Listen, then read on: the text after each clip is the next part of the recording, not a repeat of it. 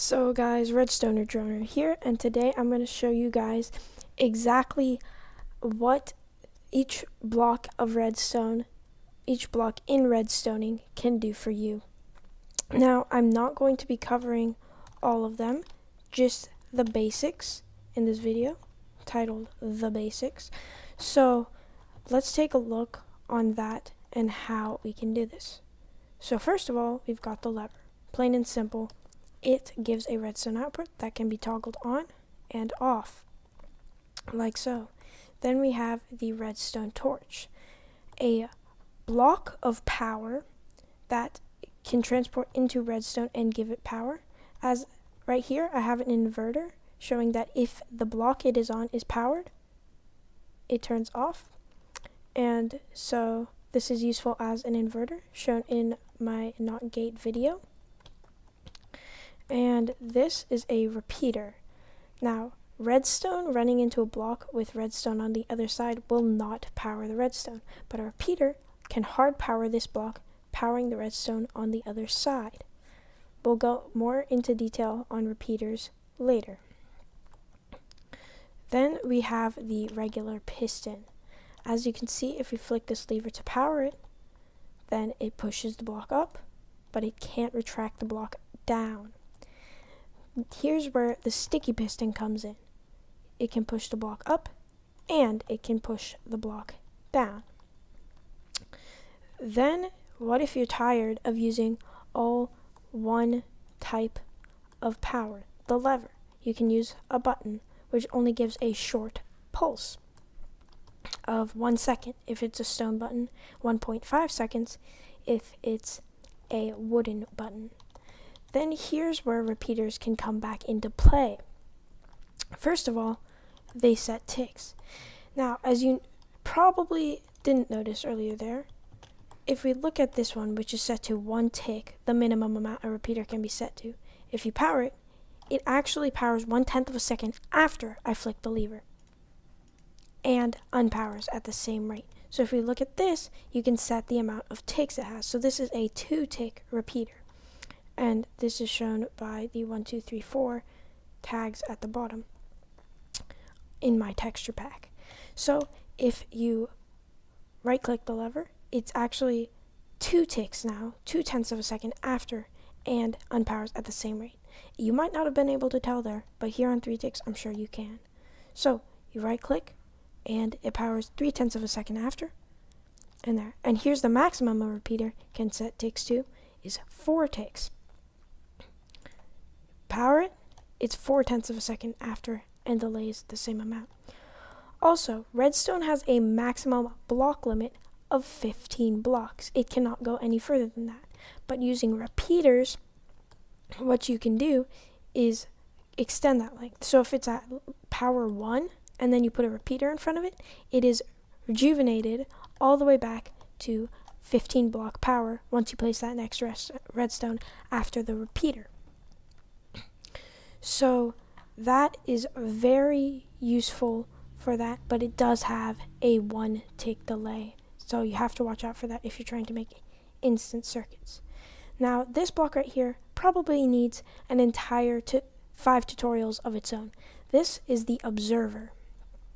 As you can see, what it does is it detects block updates. I'm doing this with the lever right here, but it doesn't only detect that. It detects when redstone is powered or unpowered, whether a block is placed or broken. Any sort of thing like that will give it an update.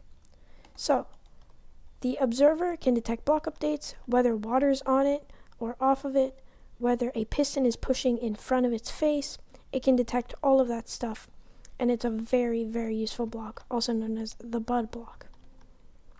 Now right here, I'm going to showcase the comparator, which, as you can see, is not powered. But once you place something in the chest, it is powered.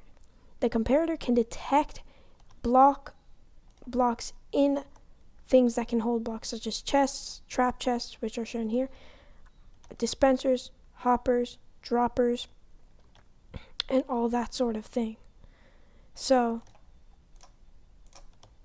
its signal strength depends on how much items are in the chest. But again, it maxes out at 15 as all redstone. It can also detect if it's in a direct line through a block with an item. It can also detect that. That's useful if you're in a build and you don't want them to see a comparator, but it's right back there. You can take it. And also, since if sometimes you are the kind of guy who needs to wire up to something bigger, you can just place a redstone repeater in front of it, and then it will have full signal strength no matter how many items are in the chest. And finally, this is the trap chest. What it does is it can detect whether you're opening or closing it. It gives out a signal strength of 1, but you can rejuvenate that with a repeater. When it's opened, it gives out an output. When it's closed, it does not.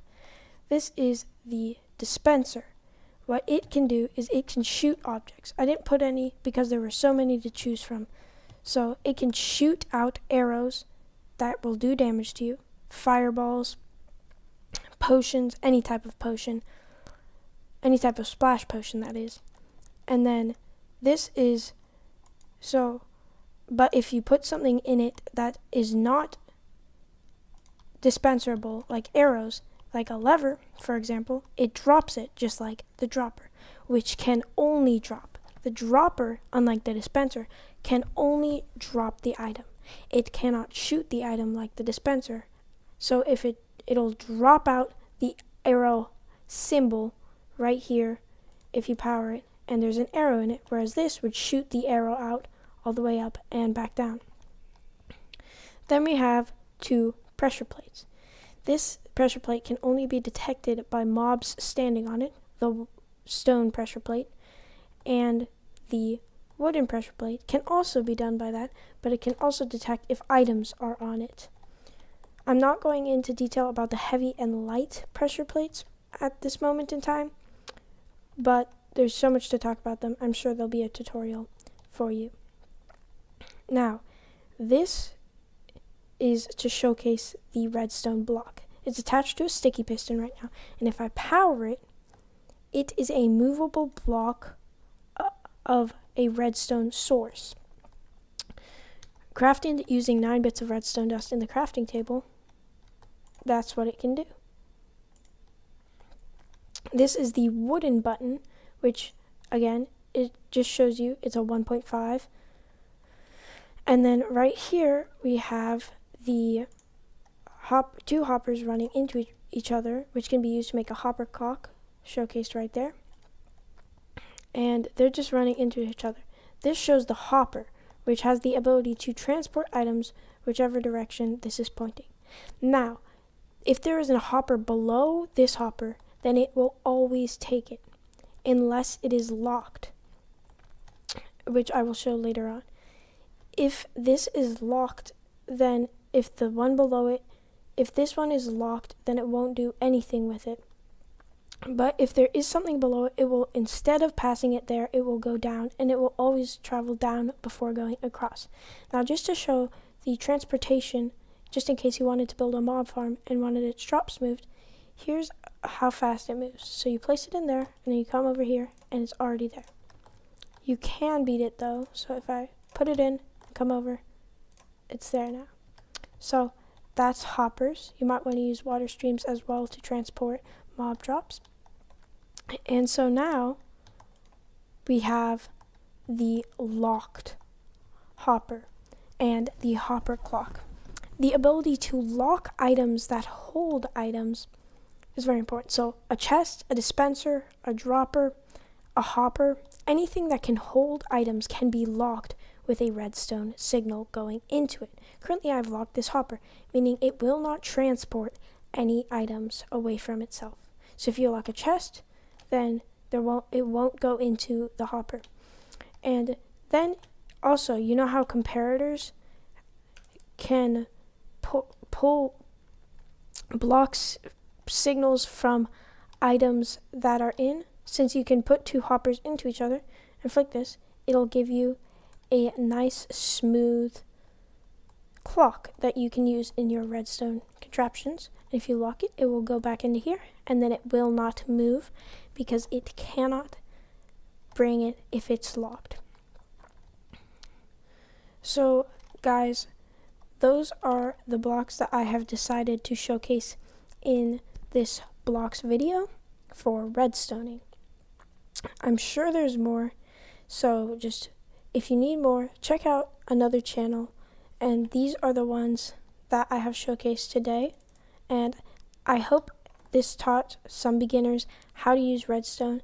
And if you really love the video, please subscribe. If you liked it, then of course like the video and comment down below. Thanks for watching.